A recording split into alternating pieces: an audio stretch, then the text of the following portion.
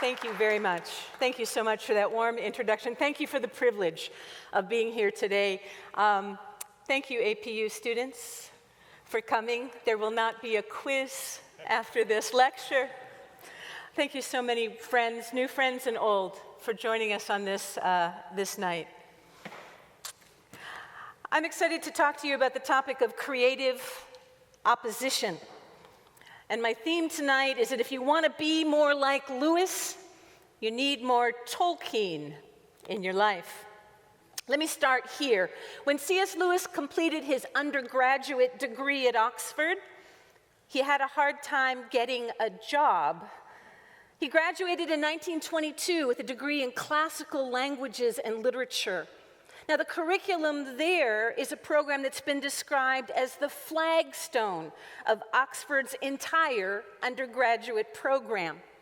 To quote Alistair McGrath, in the classics program, students are expected to engage with the literary, historical, and philosophical riches of the classical age. Pacifica students, that should sound familiar. This program at Oxford was seen as a gateway to wisdom, far more than the mere accumulation of information. And that is the essence of a classical education. Lewis excelled at it. But even though he had done really well, he still had a hard time finding a job. So he decided to go back to university and increase his chances by taking another degree, this one in English literature. Now, this program generally takes 3 years to complete. C.S. Lewis finished it in 9 months. And then he went back on the job market, and still nothing. Now, I want you to picture this. Lewis did a little tutoring. He took a temp job as a substitute teacher, until finally, in 1925, he was elected to a full-time position teaching at Magdalen College in Oxford. So here's what I want you to keep in mind, that Lewis was an absolute rookie. It was his very first year, in his very first job, when he met J.R.R. Tolkien at a faculty meeting. Now, it was Tolkien's first year at Oxford, but Tolkien had had 5 years' experience teaching at Leeds University. There he was a reader and also a professor of English language. Now, the British university system is quite different from ours here in the States, and the position of a professor is scarce and significant. Even more, in Tolkien's case, the position professor of English language at Leeds, it was a brand new position that had been created specifically for him in recognition of his established work as a scholar and a teacher. But now he was at Oxford, where he occupied another senior post. Tolkien was the chair of Anglo-Saxon. But age, teaching experience, scholarship, and academic rank, these were not the only differences between the two men. There were deep differences in their faith. In the spring of 1926, when they met, C.S. Lewis was not a Christian. He was a materialist. In fact, Lewis had just published his second book, a long narrative poem called Dimer. And in that poem, Lewis attacked Christianity, treating it as an illusion that must be overcome and destroyed. Lewis described himself as an atheist. But I think that in some ways he was not very good at being an atheist. Lewis says at the time he did not believe that God existed, and he was mad at God for not existing. On the other hand, at this time, Tolkien was a devout Catholic and an old-fashioned supernaturalist. In fact, Tolkien had been a devoted Christian since his childhood, and he took his faith very seriously. It was an integral part of everything that he did. So there were differences in faith, but there were also differences in terms of academic discipline. As we've seen, Lewis's training was in literature. He was a literary scholar, and many of his greatest works, in my opinion, are books of literary scholarship, including The Allegory of Love, The Discarded Image, A Preface to Paradise Lost, English Literature in the 16th Century, and his brilliant exploration of literary theory, one of my favorite Lewis books, a little book called An Experiment in Criticism. Tolkien, on the other hand, was a linguist by training and a philologist by inclination. In short, Tolkien loved language. He writes that one of his earliest experiences of being enthralled by the beauty of language happened when he was 7 years old. Tolkien wrote a story about a green great dragon. And he got really frustrated because his mother told him he could not say a green great dragon. She corrected him and said it should be a great green dragon. And Tolkien reports that it took him several years to figure out why. By the age of 20, Tolkien had studied a number of languages, including Welsh, Anglo-Saxon, Spanish, Latin, French, German, and Finnish, and more. He had already invented 4 languages of his own. Tolkien continued to invent languages for nearly 60 years, not just a handful of vocabulary words that he could sprinkle into his stories, but complete language systems with grammatical structures, phonologies, and in some cases, their own unique alphabets, too. And as some of you may know, several of his languages even have regional dialects. In short, language was Tolkien's passion. As a professor at Oxford, he declared, "Language is the real thing in the school." And he promoted an entire curriculum for undergraduates that focused on the historical and comparative study of language, because he believed that language study was the foundation of the humanities and the proper basis of a liberal arts education. These 2 differences between Tolkien and Lewis, differences in their faith and differences in their academic training, they may seem very minor to us, but to Lewis in particular, they were huge. Late in life, Lewis wrote, quote, "My friendship with Tolkien marked the breakdown of 2 old prejudices. At my first coming into the world, I had been warned never trust a Catholic. And at my first coming into the English faculty at Oxford, I had been warned never trust a philologist." Tolkien was both. The 2 men were contrasts in age, experience, in faith, and training. But Lewis overcame those old prejudices. And conversations with Tolkien led Lewis along his faith journey to becoming a Christian. It's true. If you want to be like Lewis, you need more Tolkien in your life. There's another contrast I'd like to mention. It's this. The 2 men were very different in their temperaments. Lewis was known for his robust sense of humor, his booming voice, his hearty laugh. He was taller than Tolkien by about 3 inches, and he was sort of solid and stocky. Here's a description of Jack from one of his Oxford colleagues, quoting now, "Perhaps the first thing you noticed about Lewis is he had an extraordinary red complexion. He had solid, well-marked features, a clear, emphatic voice, but not only that, he dressed very informally. He always wore a tweed jacket and flannel trousers, which was at the time the uniform of the undergraduate population," end quote. Lewis was a teacher who dressed like a student. His old tweed coat and baggy flannel trousers are mentioned in most descriptions of Lewis's appearance. There's also rather frequent mention of an old felt hat that Lewis favored. Now, C.S. Lewis's brother, Warren Lewis, liked to tell this story about his brother and that famous hat. Quote, "It is said that Jack once took a guest for an early morning walk on the Magdalen College grounds after a very wet night. Presently, that guest brought his attention to a curious lump of cloth hanging on a bush. "That looks like my hat," said Jack. And then joyfully, "It is my hat." And clapping the sodden mass on his head, he continued his walk. Casual, stocky, emphatic, joyful, boisterous, badly dressed, and expressive, Lewis enjoyed life, and he enjoyed people. He had broad, generous, and very eclectic tastes.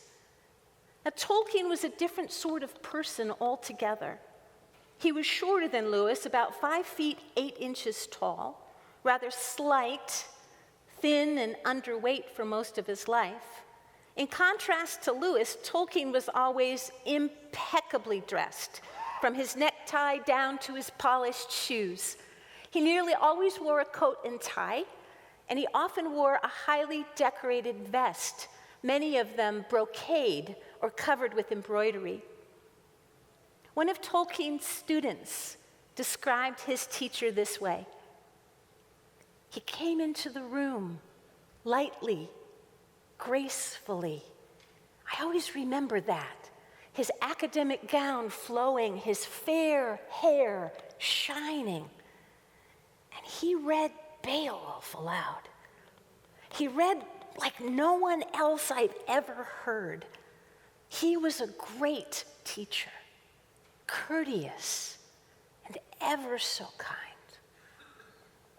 Tolkien was slender, pale, serious, detailed, and precise. Tolkien described himself as a man of limited sympathies and very narrow interests. Now, Robert Havard was friends with both Lewis and Tolkien, and he describes them this way, quote, "They were very different men. Lewis was a big, full-blown man, overbearing almost, both in the weight of his personality and his physical weight. Tolkien was a slight figure, and Tolkien always made comments offhandedly. His whole manner was elusive rather than direct, whereas Lewis, he came straight at you. These are superficialities, said Havard, but there was a great difference in their mental makeup." Given these profound differences, as you might expect, the very first meeting between Tolkien and Lewis didn't go very well. Tolkien wasn't impressed. I have pored over Tolkien's letters, and I can't find a single place where Tolkien ever mentions their first meeting. For him, apparently, that first encounter was a non-event. On the other hand, Lewis has become somewhat notorious for his report of that first meeting. He wrote at the time that he found Tolkien to be a pale, fluent little chap. Not too bad, but he needs a good smack. It was not a particularly auspicious beginning, but things changed when Lewis joined up with a group that was founded by Tolkien, a group called the Coalbiters. It was a club devoted to studying old Icelandic sagas in their original languages. Now, when I hear about the Coalbiters, I always picture flyers going up at Oxford all around the campus, kind of a cross between an old Western wanted poster or an Uncle Sam Army recruiter poster with a text that reads something like this. Wanted, dead or alive, people who love books, especially really old books, especially great books. Wanted, people who love to be challenged, who love to learn. Wanted, people who want to spend the evening sitting around in my living room, spontaneously translating Scandinavian mythology from Old Norse translating Scandinavian mythology from Old Norse to modern English. Come join us. The coal-biters want you. Do you recognize that gunslinger in the middle of that poster? That's Tolkien. That's a photograph that was taken of him in 1911. In case you're curious, the very first saga that the coal-biters worked on was the prologue to the Younger Edda. And the text of that great saga looks something like this. Not my cup of tea, but it was right up Lewis's alley. Lewis absolutely loved these old stories, and the chance to study them in their original languages was a lifetime dream come true. Now, I understand you're asking questions, and I just want to tell you, if you ask me to translate this for you on the spot spontaneously, I'm not going to do that. Okay. Not my cup of tea. But Lewis and Tolkien became friends because of the coal-biters. In his book, The Four Loves, Lewis writes that lovers gaze upon one another, but friends get their start as they gaze side by side together in the same direction. And for these two souls, for Lewis and Tolkien, they were looking to the north, to the northern myths. As Colin Duryea puts it, Lewis and Tolkien shared a love for vast northern worlds with wide, pale skies, with dragons and courage against the darkness, and venerable gods, one of whom in particular, Balder, blazed bright in beauty. Together their gaze was fixed on stories, on their favorite books, and especially the Norse sagas that both men had loved all their lives. This great love for great books was the forge of their friendship. The coal-biters began in 1926. Lewis joined the group in early 1927, and that group led to a regular habit. Over time, the two men decided to start meeting on Monday mornings. They would go over High Street, they'd go up to the Eastgate Hotel, and there they would eat lunch and chat about school politics and talk about books. It wasn't long until these one-on-one Monday meetings became the most important part of both men's week. After they'd been meeting for more than a year, in December of 1929, Tolkien made a decision that had a tremendous impact on both of them. At the end of their lunchtime together, perhaps somewhat timidly and reluctantly, Tolkien pulled out of his pocket a copy of a poem he had been working on, and he gave it to Lewis and asked him for feedback. Lewis took that poem home and he read it eagerly. The next day he sent a short note, half a page long, full of enthusiastic feedback. And then, a few weeks later, he sent Tolkien a second note about his poem. This one was 14 pages long, and it offered a detailed line-by-line critique of Tolkien's poem. And Tolkien loved the second letter better than the first because it showed him that his work was worth the careful attention of a friend. So here's another turning point. Tolkien took the initiative and shared his own writing. Lewis took that work seriously and responded with characteristic generosity. At their next lunchtime meeting, Lewis returned the favor, and as they were leaving, pulled some poems out of his pocket and shared them with his friend. That exchange of poetry was the start of a writers' group we know as the Inklings. And it's worth noting that when the Inklings got together for critiques, they were not vague, and they were not gentle. Michael Farrell is one of the leading experts in the world on the subject of creative collaboration. And here is how he describes weekly meetings of this famous group of writers. The tone is intellectually competitive. Show no quarter, take no prisoners. It's rough and it is playful, peppered with teasing and insults. Like many male groups, the exchanges of the Inklings had an undertone as if they were playing a competitive sport. Points were scored through intelligent debate, but never through destructive attacks on character. Even so, witty repartee and put-downs were very common, end quote. That's a contemporary scholar's take on it. Here's how Tolkien describes an Inklings meeting. He said, "Tonight's meeting was a most amusing and highly contentious evening, upon which, had an outsider eavesdropped, he would have thought it a meeting of fell enemies, hurling deadly insults before drawing their guns. Conflict, contrast, contentiousness, creative opposition. I've spent 3 decades reading these authors and trying to fathom the secret of their success.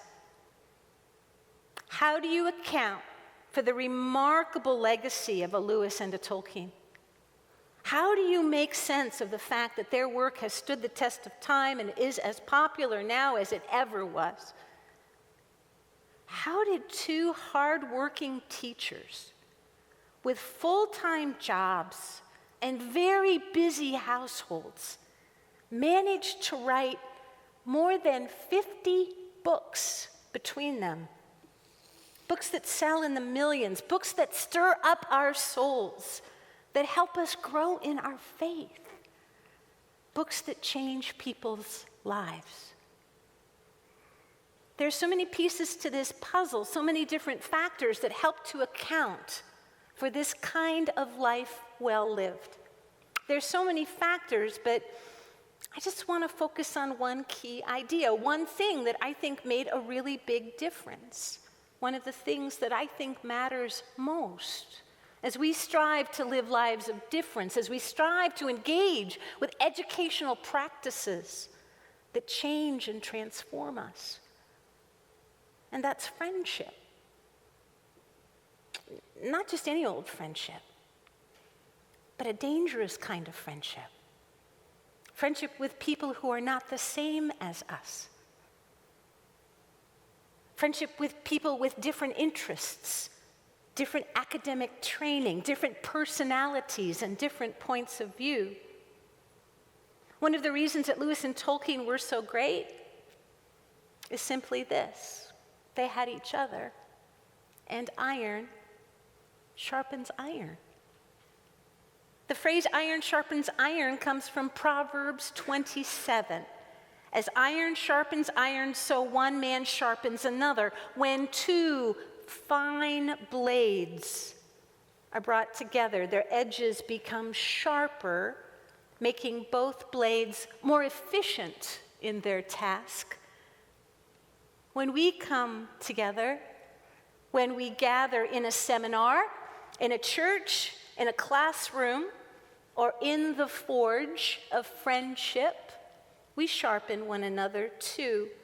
We improve and enhance one another in the work that we are called to do. An article sponsored by the website gotquestions.org explains it this way.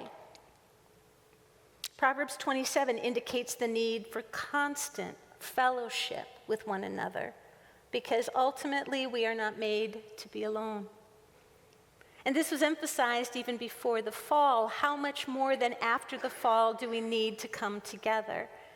This was recognized by the saints of the early church who devoted themselves to teaching, fellowship, communion, and prayer. And these are all corporate activities that provide opportunities for one saint to sharpen another. Scripture tells us that the meeting of 2 or more together is a means of grace.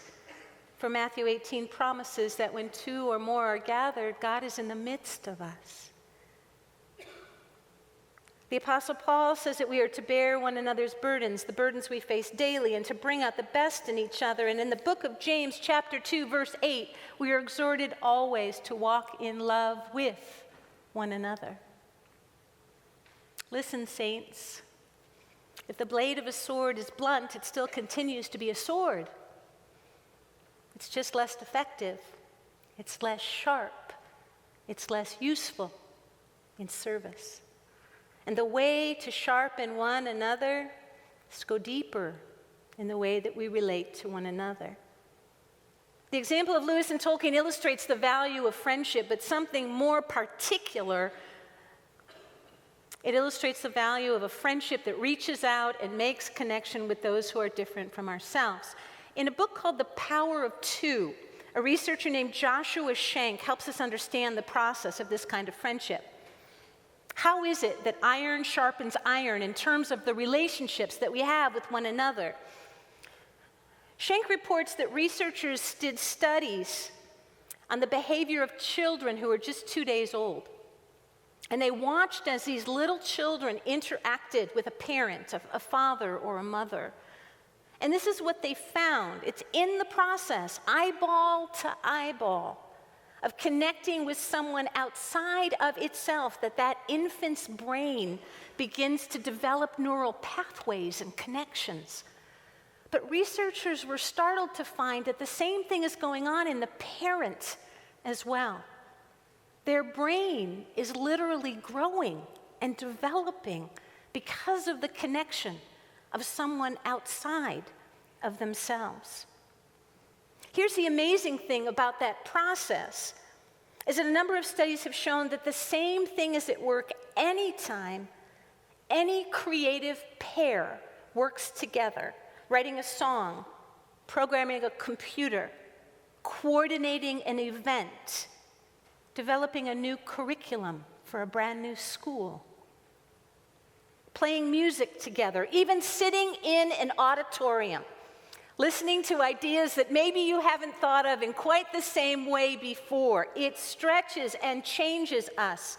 New pathways are created in our brains, and our brains, when stretched in this way, do not go back to their original dimensions. Thank you, Jesus.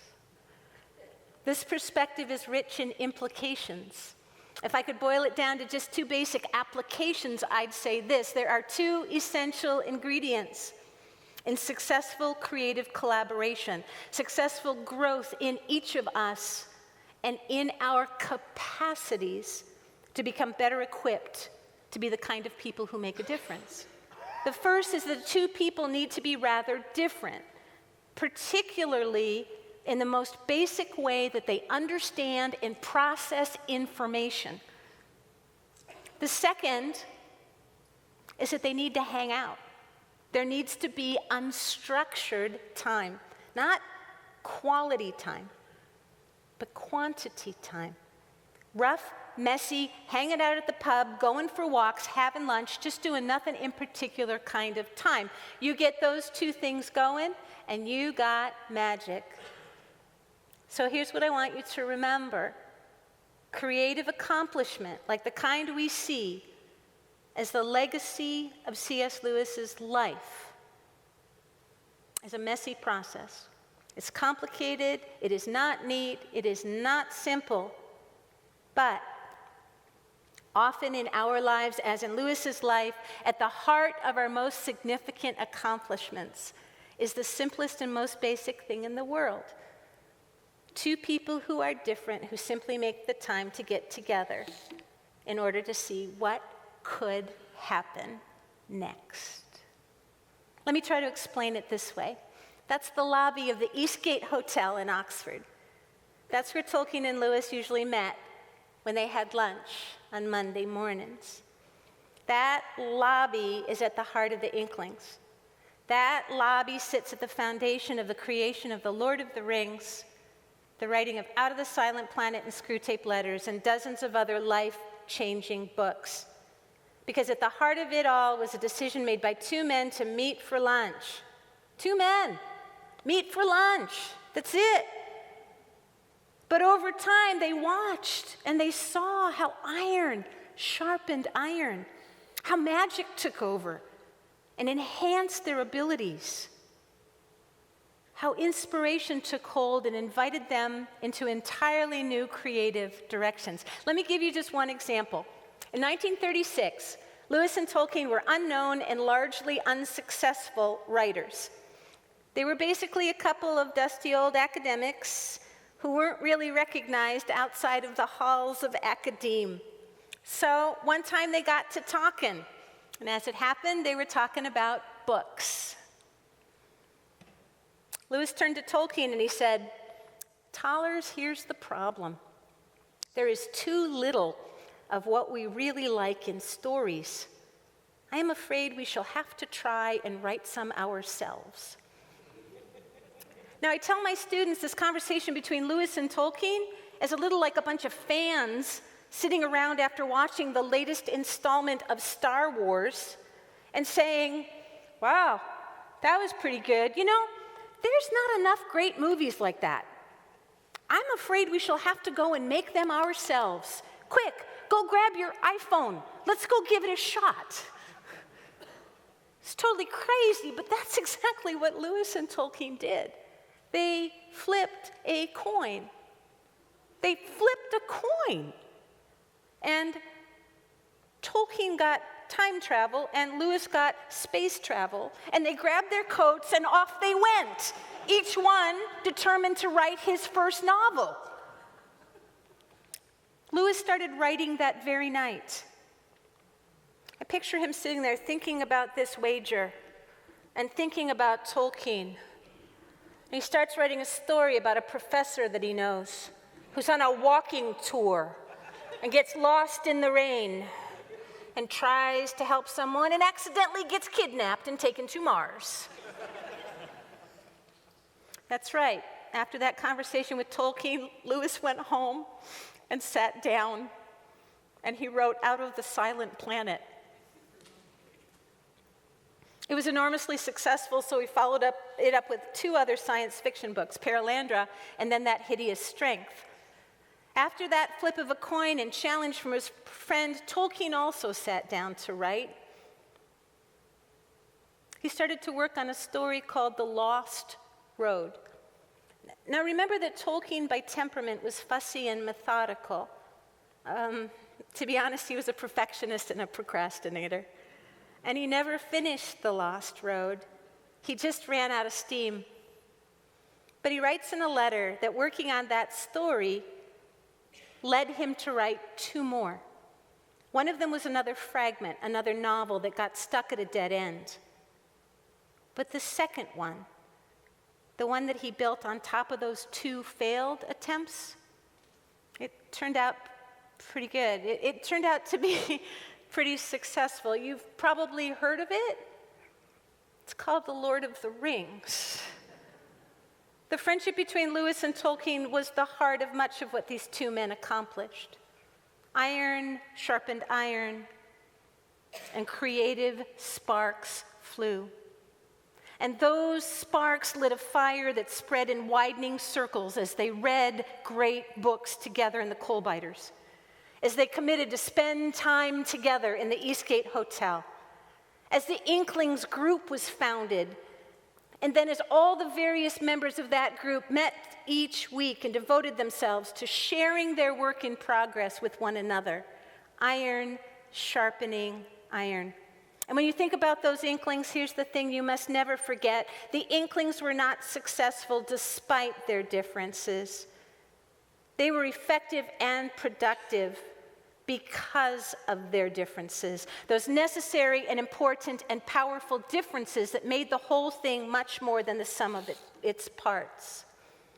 And perhaps inspired by their example, we can recognize that we need people in our lives who are fundamentally very different from us, who function to counterbalance our limits, who challenge our ingrained tendencies, who correct our blind spots, who contribute their gifts and insights and expand our limited point of view.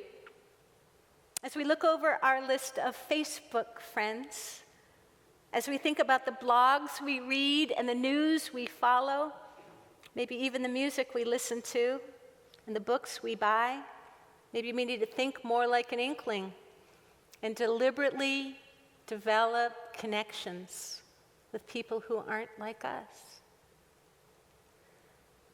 And as we interact, maybe we change our approach and cultivate in our souls the ability to listen harder to one another, to follow the advice of St. Francis of Assisi, who reminds us of the virtue of being patient, of seeking first to understand and then to be understood. It's a messy business, might make us uncomfortable, might be really good for us. As we lean into the wildness of the kingdom of God, as we glory in our differences, and instead of trying to resolve them all, we do a whole lot more to embrace them. Just a quick word about how we deal with difference. I've talked elsewhere about some of the practical principles that I think help us to negotiate areas of deep difference between us, the kinds of differences that divide us rather than inspire us. Let me quickly summarize a few ideas. When we encounter new ideas in a book, in a class, on Facebook, or in a stranger, we often feel compelled to either agree with them or disagree with them. For example, when I ask my students to read a book they don't like, to engage with unfamiliar ideas, to read books from unknown authors. We just had a conversation this morning in my Dante class. Some of my students don't like Dante's view of the afterlife.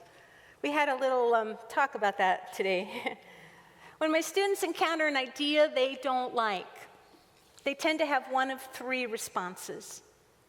One possibility is they dismiss it. This is stupid. Either that, or second, they attack the author. This guy is an idiot. A third option, they disengage. I'm just not going to read this. I don't want my students to do that.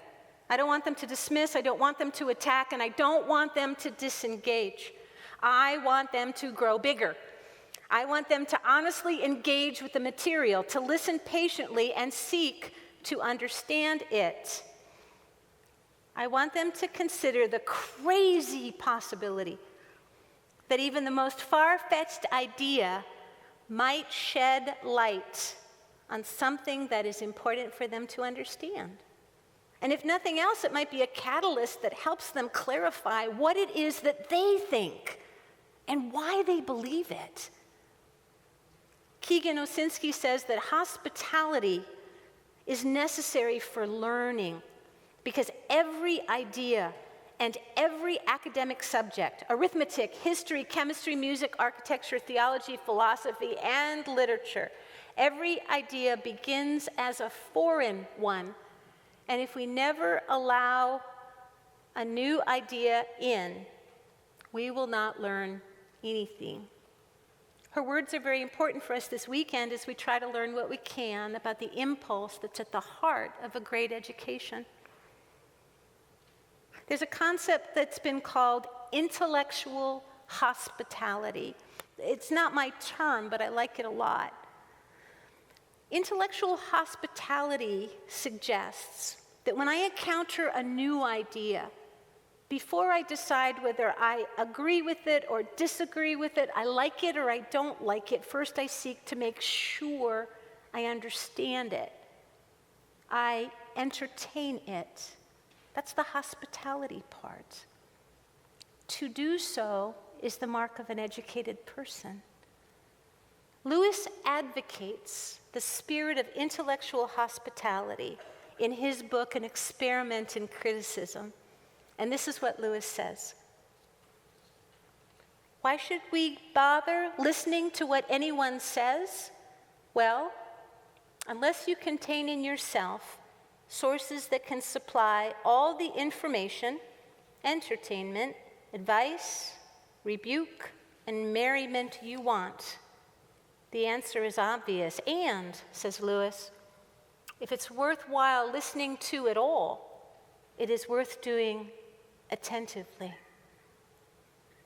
Lewis has been described as a great debater, a strong defender of the Christian faith, and it's true, he was. But perhaps not enough has been said about how he went about it, especially his eagerness to listen and to understand contrasting and opposing points of view. We see it in a book by Lewis called The Personal Heresy. This book gives us a first-hand account of how Lewis argued with a scholar named E.M.W. Tilliard. Tilliard was a scholar he disagreed with. Now, Lewis may have been strong, outspoken, and direct, but he was also amazingly humble. In summarizing his encounter with Tilliard, Lewis says that he is profoundly grateful for the opportunity to discuss their disagreements. And Lewis says, ultimately, I am a man who is hungry for rational opposition. Hungry for rational opposition, not suspicious of it, not trying to avoid it, not intimidated or threatened by it, but hungry for it, eager to go out of his way to engage with different points of view. As we think together in this symposium about what it means to pursue an education that is life-giving and life-changing, it's worth considering this attitude. When Robert Havard was asked to say a few words about his friendship with C.S. Lewis, he summed it up this way. He said, "Our differences laid the foundation of a friendship that lasted 30 years. The emphasis is clear. Havard does not say that similarities formed a foundation that allowed us to put up with each other's differences. He said the differences themselves formed the foundation of their friendship. Tolkien had the right idea, I think, in The Lord of the Rings, because the Fellowship of the Ring is successful in its quest because the members of the Fellowship are so different. They represent different races, they're different sizes and shapes, they're different in their skills and talents. And those different parts gather together to create a coherent whole, not so different from the people who are sitting in this room. Different parts that gather together. Different parts of the same body. We need you here. You are necessary because your perspective is so important, just like the Inklings. As they work together, their differences stimulated fresh thought, encouraged creative risk, and inspired new directions. Iron sharpened iron. And if, like them, we long to be productive, fruitful, wisely educated, if we hope to be creative, innovative, significant, if we want to accomplish something really big as scholars and disciples, perhaps we should be encouraged to do the same. Thank you.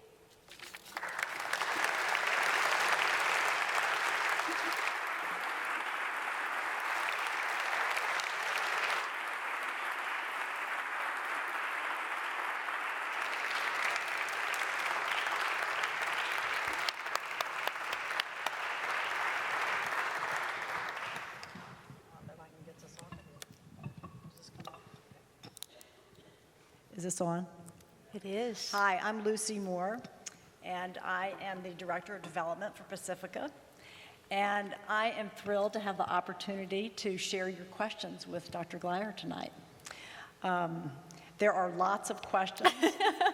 Awesome. This is really fun. I'm probably one of the oldest people in the room, and this is all new to me. But how fun to do questions this way. So the first question, Diana, Yes. is this.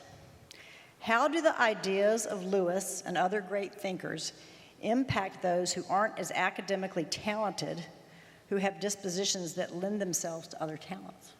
Well, first of all, I think it's a mistake to think of the works of Lewis and Tolkien as inaccessible to non-scholars, right? Because they understood how important stories are. And we all have stories to tell, and we all love stories. And so I think that there's a wonderful inclusivity in the way that they take their ideas in a number of different realms. Fascinating study to look at how Lewis talks about many of the same ideas in his fiction as he talks about in some of his nonfiction works, and expands that into various areas. I think they teach us that stories matter, that our stories matter, and that their lives themselves are a story that's maybe worth looking at. So start with Narnia and then go from there. Let's start with Narnia. I don't know, yeah, that works.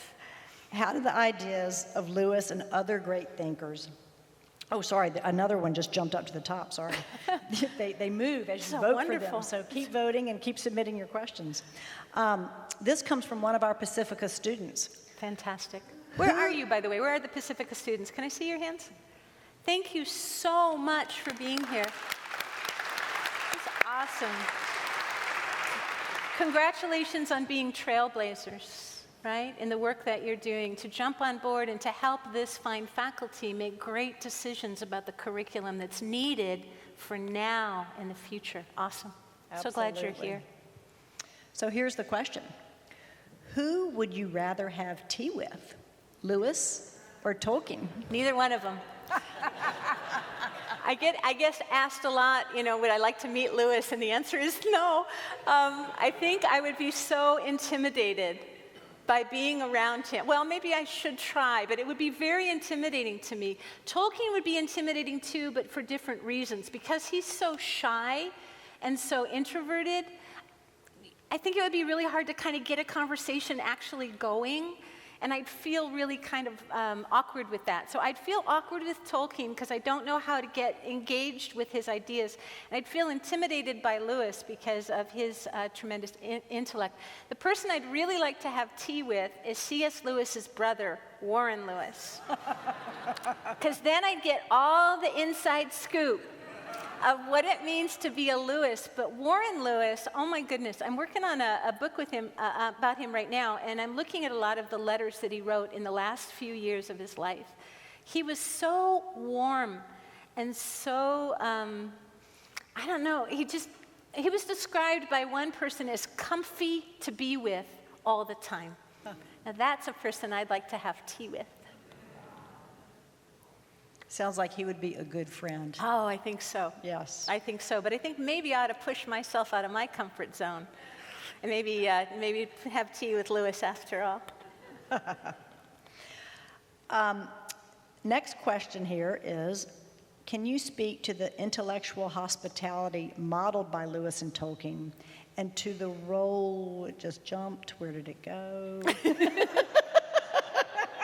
I love technology, don't you? Right. And to the role such a practice orientation has in modern education. Oh man, I could talk a lot about that. I am so taken with this idea of the implications of intellectual hospitality. So I don't have time to say a lot about it here. There's a wonderful video that was done by the C.S. Lewis Foundation on their website. It's on YouTube. And it's a longer talk that I gave specifically about intellectual hospitality. And this idea really was stimulated by my interaction with students who have these sort of dismissive or disengaging or attacking views when they encounter something they don't like, the sort of knee-jerk reaction against something, to first evaluate or assess or contradict it. I think we see it in a lot of human relationships where somebody says something, we're not actually listening to what they say, we're kind of crafting our response to it. And so I see this as being very common, but I didn't think it was very common outside of my classroom. So I decided to look on the internet and to read some blog posts and look at the comments underneath blogs for controversial topics. I was really astonished. So few people seem to be trying to actually engage with the ideas. And so I started to investigate, is there a better way? And this idea of intellectual hospitality means that I don't have to agree with it. I don't even have to like it in order to wrestle with it, to understand it. That people have reasons for what they believe. And it's really wise of me to try to understand why they look at things the way that they do. And if there are reasons, if I can get underneath the opinion, underneath to the reasons, then probably we have some common ground. And probably there's some insights there that'll help me to grow and to stretch. I get discouraged on Facebook sometimes. Do you? At the way that people kind of pile on, you know? And I think that I really want to see a generation, what we're doing at the Honors College at Azusa Pacific, what you're doing here at Pacifica Christian, is teaching people not to first react, but to engage and thoughtfully respond.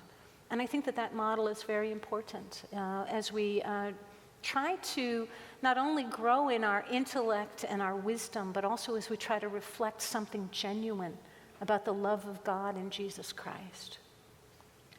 I think the concept of intellectual hospitality would be a good one to introduce into our political discourse. Wow. Yeah. Yeah. Let's see. Uh-oh, it just went away. How did Lewis and Tolkien collaborate with each other spiritually? Oh, boy. When I started studying Lewis and Tolkien, what I expected to see is them having little prayer huddles, you know, shooting back prayer requests or something like that. They didn't so much. I think it's a cultural difference. Evangelicals do that. The Inklings did not. Although in their letters, if you read the letters of C.S. Lewis, do you know the books, the collected letters of C.S. Lewis? Oh my goodness, just go home right now and buy them all and read them before you go to sleep tonight. It's 3 volumes, it's really good.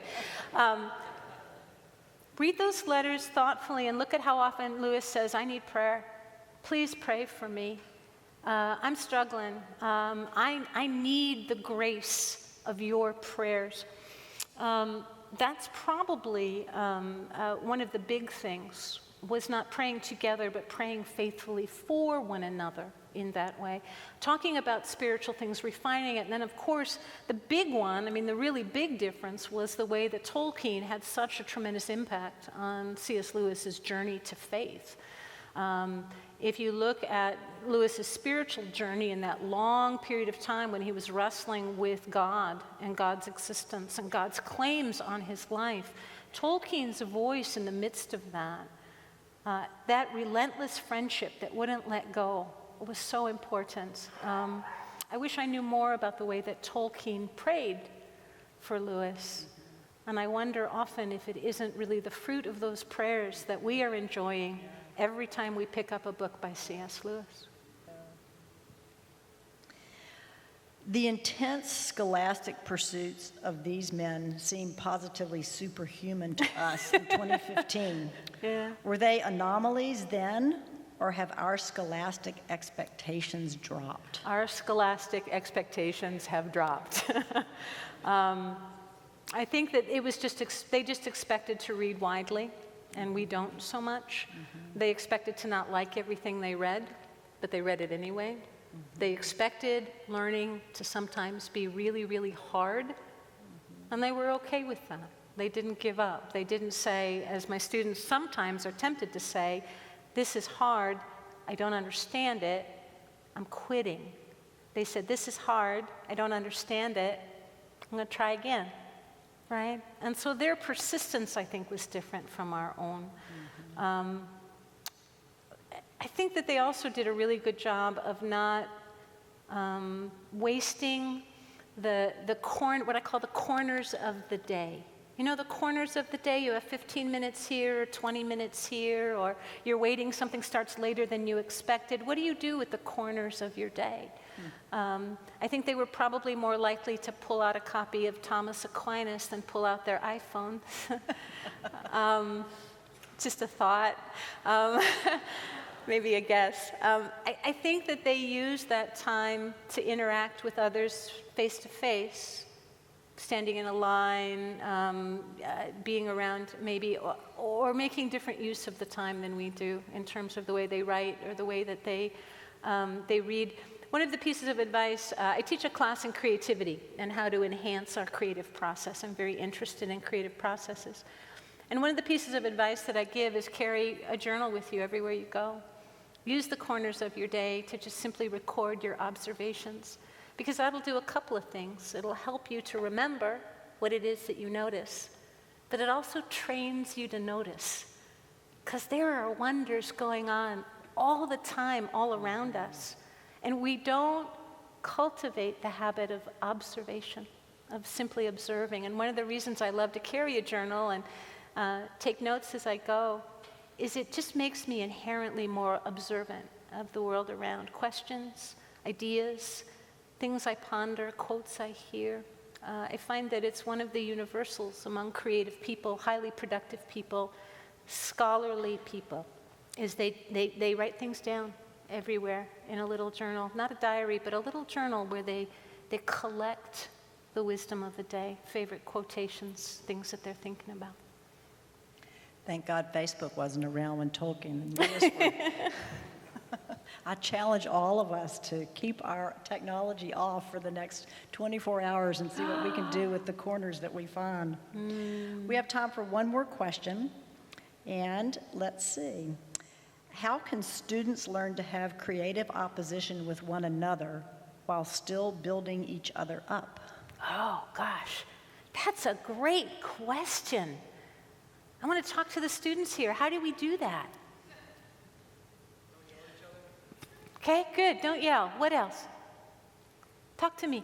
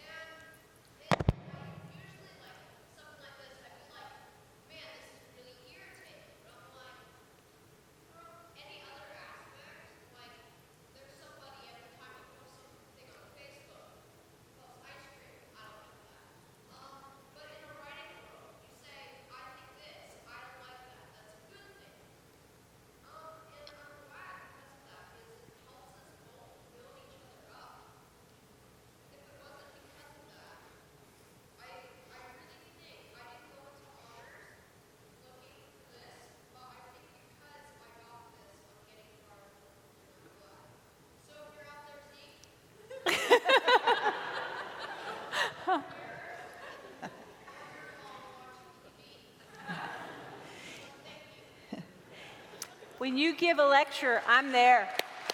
I'm there. Let me answer the question or think about it this way. I think that one of the things that helps is realizing that being mean and disagreeing are not the same thing, right? And another thing I think is sometimes we need to understand that correction is a form of love. And instead of reacting against it or resisting that, we need to realize that perhaps the kindest thing that someone can do for us is demonstrate the courage to contradict us or correct us. I think about those two letters. So Tolkien shares his poem, The Lay of Lathian. He gets this little note from Lewis, this tiny little note that says, this is great, I loved it, it was perfect, it was brilliant, you know, on and on. And Tolkien said, that's nice. But then he got this critique letter, 14 pages long, are you kidding me? Okay, so Lewis rewrote chunks of the poem, right? I mean, this was really hardcore, and Tolkien was so grateful because it meant that Lewis was somebody who really cared, who read closely enough to devote his best attention to someone else. And so when we think about the combination of somebody who is building us up and still criticizing or disagreeing with us, we can think about what it takes for someone to care so much about us that they have the courage to tell us the truth. And that's a precious gift. Well, Diana, thank you so much. That's been just enlightening and something for us to all think about. Thank you. I want to just close with a few details for you. First, just thank you for being here tonight. This is a great kickoff to the great conversation that Pacifica plans to host periodically for our community over the next few years. Tomorrow, our speaker will start at 9 o'clock. However, registration will be open at 8:30, and so will the coffee bar that St. Andrews hosts. And so please come early, and you can grab a cup of coffee and a little muffin or something, and then come in and hear some more great speakers. We ask that you please register again tomorrow, only because it helps us keep track of who's here and also gives you a name tag. And that's just a nice way to encourage conversation, because after all, this is called the Great Conversation, and we want you to be conversing with each other about the ideas that you're hearing, whether you agree with them or not. I will say that I've spent some time with Diana through APU and the Honors College, and I've spent some time in the classroom at Pacifica. And what I love about both of those places, and I'd love that high school students are learning this, is that they are learning to respect each other's opinions. They're learning to share their ideas with each other. In the Pacifica classroom, they're learning to engage other students who maybe aren't quite courageous enough to engage in the conversation yet.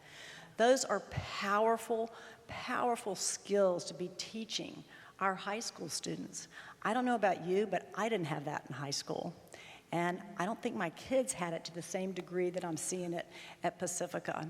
So I really am just thrilled to have this school as part of our community. I really encourage all of you to get to know more about what the school's doing. We've got information out on the tables. We're hosting an open house on October 11th, I believe, which is a Sunday. If you have a student or you know others who have students who would like to come and learn more about the school, we're also going to be hosting tours of the campus. We're brand new. We literally, the day before, we were still doing construction, but the day before we opened. But it's now in condition where you can come and you can visit the campus, and we would love to just show you what we're doing. And you've met some of these amazing students tonight who just, I was walking on that patio and I saw them out there engaging with you. And how about that for a bunch of high school students walking up to complete strangers? You guys were amazing and just demonstrated great maturity. And think, these kids are 9th and 10th graders. These aren't the seniors. So just thank you for just really being great models for what Pacifica is all about. Also want to thank all of our volunteers. We had lots of parents and friends of the school volunteering here tonight. And I just want to say thank you so much. Thanks to all of you for being here. Did I forget anything? I think that covers it all. Have a great night, and use the corners of your day and night well.